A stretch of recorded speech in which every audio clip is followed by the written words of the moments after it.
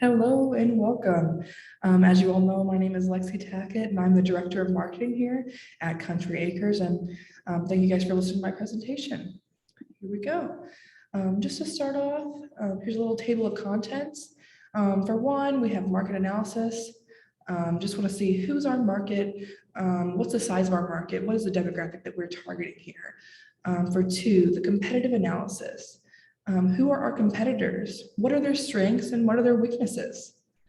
Three, we have overhead and operating costs. What are the costs of opening a storefront for us? Four, just like any other business that is trying to open, especially during these times, what are the factors affecting business risk? And lastly, what is my final recommendation of what to do for Country Acres? All right, going to get started for market analysis. Where is the best location? So for our market, I would say that we have mostly a older demographic of market. So they are used to seeing us in outlet malls and shopping strips and all that kind of stuff. So if we stick to what we know and just start off slow. So that goes right into the next question. How many stores should we open?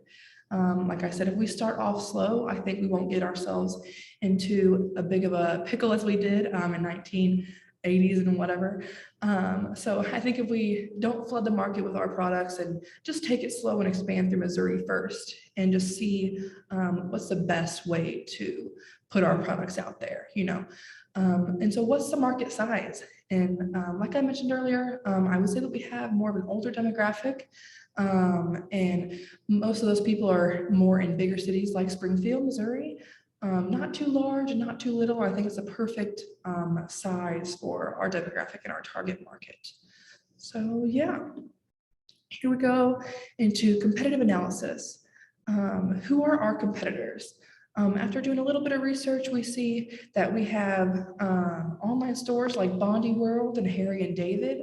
And everyone knows that we have edible arrangements and they have storefronts. So the main difference between us and them, I would say, is that for one, they aren't us. That's a big weakness for them. And we have a variety. So we sell a variety of gift baskets such as edible arrangements, sausages, cheeses, and we can do all that kind of stuff, different than them, And so if we open a both online and in-store location, that immediately sets us apart from them. So I would say that edible arrangements, when you think of them, you think of storefronts. You wouldn't think of online stores. And when you think of online stores for gift baskets, you think of Bondi World and Harry and David. But I will say some of their strengths are that they are well known. They have a different demographic and target market than us. We have an older demographic since we've been open since 1960s and 70s, and people are used to us and the way we used to run. So we got to create that and get well known within their market as well. So overhead and operating costs. So one of the biggest costs of opening a business, especially nowadays, rent has gone up, utilities have gone up, prices of everything have gone up.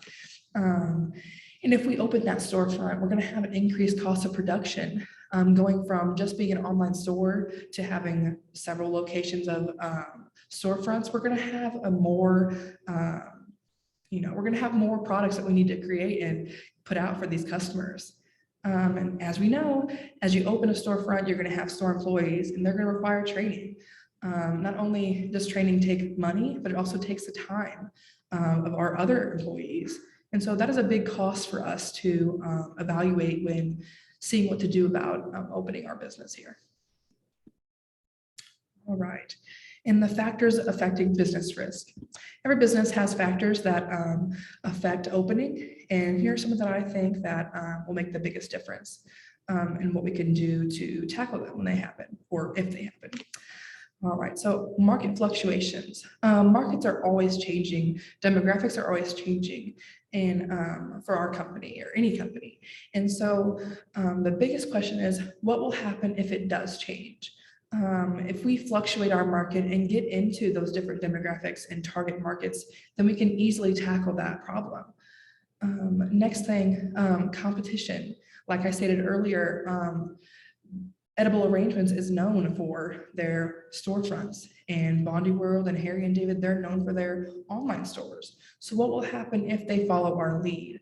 The biggest thing I think is that since we've been around for so long and we have been uh, opening back up again since 2020, I think that we will have that loyalty with our customers and not be, shoved behind, and we won't be ignored. And I think that will make us a big difference between us and our competitors. Lastly, the production. Once again, like I stated earlier, higher production costs. Inflation is definitely a thing. It is very current at the time that we are in today. So the biggest question is, will our sales from these storefronts cover our production costs for them? Because we're producing so much more products and so much more gift baskets. What will we do if that does not cover the cost of those baskets, And so that is something that we have to, weigh our options with. Is it worth it? Will it be worth it? So that kind of leads into my final recommendation. I think that the best thing that we could do, my apologies, is to open up pop-up booths, whether that be at craft fairs, college fairs, county fairs. Even here in Springfield, Missouri, we have a fair that goes around. It's called Taste of Springfield. So if we were to open up a craft fair or a booth at this Taste of Springfield fair, we could be able to see what demographics enjoy our baskets. We could open up some on the MSU campus. We could open up some downtown just to see what would happen and what people are more attracted to our products. And I think that's the biggest thing with craft fairs is it's a more of an older demographic. And so people already know us from that generation. And so they know who we are, they know what we sell.